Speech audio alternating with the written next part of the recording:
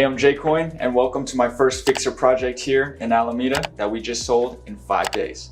So we're standing in the front porch, and this neighborhood with the craftsman styles, you'll see that everywhere has open porches. I had a neighbor even tell me that I should open up this porch, but I really love these windows, and I thought, a family is certainly gonna live here, and a enclosed porch would be a perfect mudroom. So you had to think about utility wise, and we really just painted this out, painted the floors, and really made it a great utility mudroom. So coming into the living room, I really wanted to make this a showstopper right when you walk into the house. So what we did was add a electric fireplace with a porcelain slab going from the floor to the ceiling. Originally, this was an old wood burning fireplace, but one of the biggest issues of this space was that it felt really cramped, and the hearth here came out about 1.5 to 2 feet. So we didn't want to keep that. We wanted to make it flush with the wall, and that really enlarged this space. The second aspect that really opened up this space is, you'll remember there was a big archway here, and these walls came in about a foot on either side. The archway was about 7 foot, and I'm about 6 feet, so it was very, very cramped, and it felt too narrow walking through this. So what we did was push these walls back, raise the ceiling up, and it really made all of the difference. Walking to this dining room and kitchen, you'll remember there was a really big wall here, and there was sort of a 3-door system that didn't make too much sense at all. So we tore down this wall, and we had to add structural beams across the ceiling here and one perpendicular over there. Everyone loves an open kitchen nowadays. It's quite rare in Alameda with these old houses. And honestly, it allows so much more light coming into this space without the crampedness and the darkness of the walls. So we added this peninsula breakfast bar, which families love. I've got one in my house. It's amazing. It's 8 foot long with a 13.5-inch overhang, quartz countertops throughout. We wanted to do a 2-tone kitchen style, and I think the lighter color on top with the darker base really lightens up the space, and it blends more with the white paint and the white ceilings. So in the old floor plan, the fridge was sitting against the wall that we had removed, but we had relocated it to this back wall here, which really allowed us to add a lot more countertop space, but obviously maximize the open floor plan with the breakfast peninsula. Originally, there were 3 windows here, and there was this big middle piece of wall separating these 2 windows. But we wanted to tear that down and create one large picture window that overlooked, the sink area. And it really, one of the biggest compliments that we've got throughout the open houses was the amount of windows and the natural light in this house. So I think that was a really great idea. So now let's head into the main bathroom for the living space here and the guests. You'll remember that there was an old weird wooden jet tub, and the layout was extremely funky in this bathroom. So we really needed to reconfigure it. We moved the tub to the back wall and removed the vanity from the left side of the bathroom to the right side to make the pathway a lot more accessible. Now, a tub is only 5 foot, so we really wanted to maximize the storage space, and we added floating shelves next to the tub. That was about 1.5 feet wide. So when you tear down a lot of walls and create an open floor plan, one of the biggest things that you lose is storage. So adding storage where you can is extremely important. By adding these shelves in the bathroom, that makes space for linens. With adding the enclosed front porch, well, that can be used as the mudroom for shoes and a coat closet, which opens up this closet that can be used now as a pantry instead of a coat closet. So it gives the new family that lives here a lot more options. So now let's head up the stairs where we'll find 4 bedrooms in this split level craftsman. So one of the main things that we did for this room was reconfigure the closets. We had to give the primary bedroom more closet space, and there were some built-ins here for this room, and this is one of the smallest rooms. It did not need all that closet space. So we essentially flipped the existing closets around, gave these closets over to the primary, and added a new closet here for the kids' bedroom. In this second kids' room, we had to redo all these windows, beautiful 3 picture windows that are looking off into the side yard.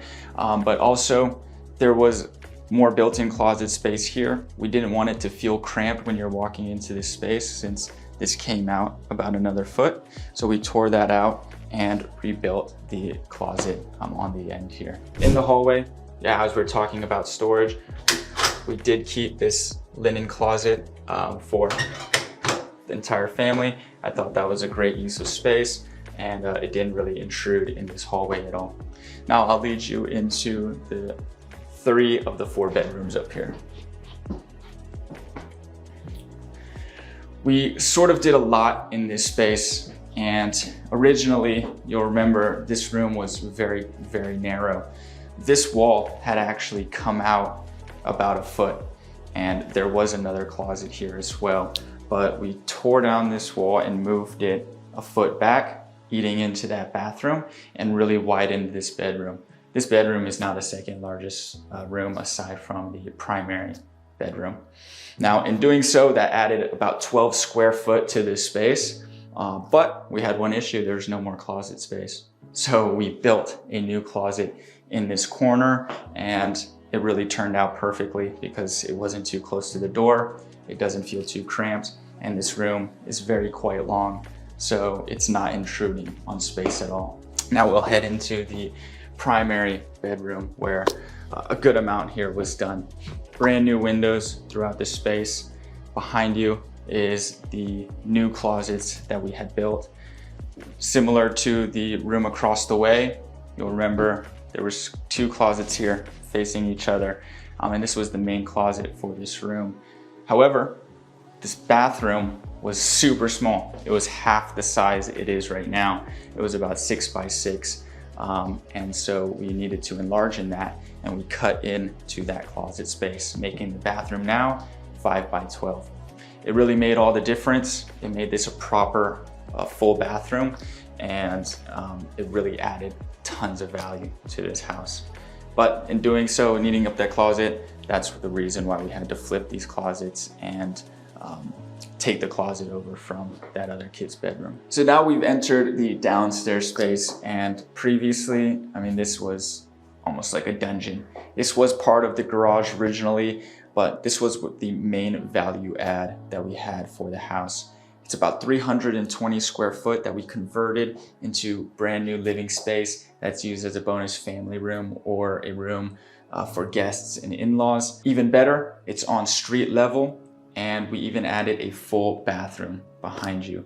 So you'll remember there were the 2 laundry units there, but we ripped that out, put in a full bathroom that really added the value to this property. There was an old garage door here that we ripped out, along with doing the new foundation all along the perimeter of the house. Added these 2 new windows that allow so much more light into this space and really makes it feel livable and not a garage.